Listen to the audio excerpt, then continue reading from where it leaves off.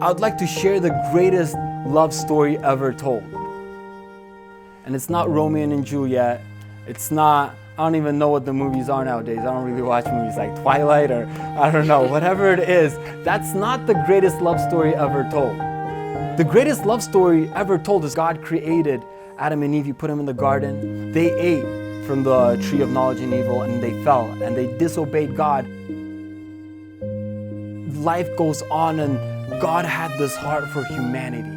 And so we see throughout scripture of God just trying to restore this relationship with humanity that He's created. And humanity kept falling, they kept churning around, and it kept breaking God's heart. Until it came to the point where God designed it and He ordained it that He would send His most precious one and only Son, Jesus Christ, to go into this world and to die for humanity so He could be beaten, bruised, and killed for the restoration of humanity. That's the most beautiful love story ever seen.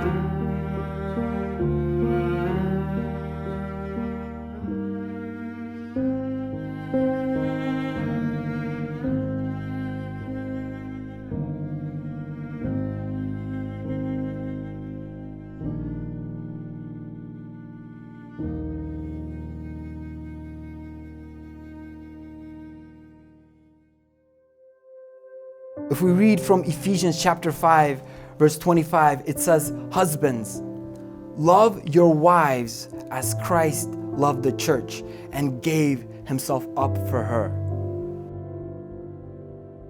How did Christ love the church? It was unconditional. It's unconditional love. How Christ loves you and me is unconditional. No matter what we do, just like the prodigal son returning to the Father, He desires that restoration to happen.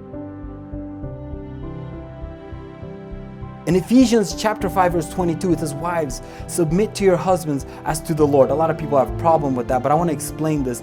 In submission, you empower him.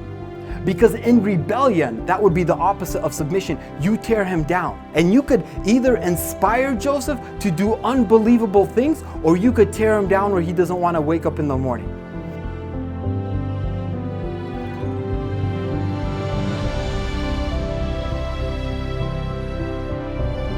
Joseph, you love her unconditionally.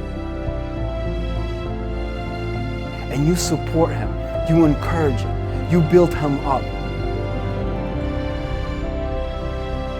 And by no means is there one greater than the other. In the eyes of the Lord, you're both equal, and you both play such an important role and such an important part in your lives.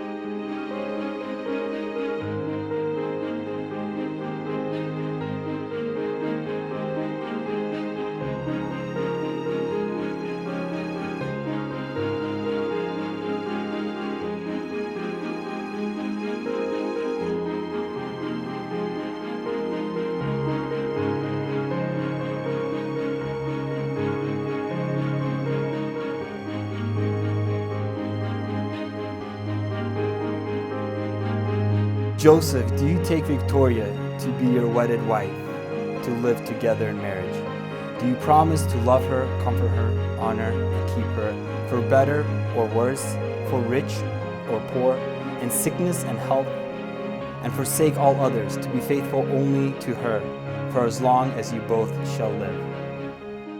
I do. Victoria, do you take Joseph to be your wedded husband, to live together in marriage?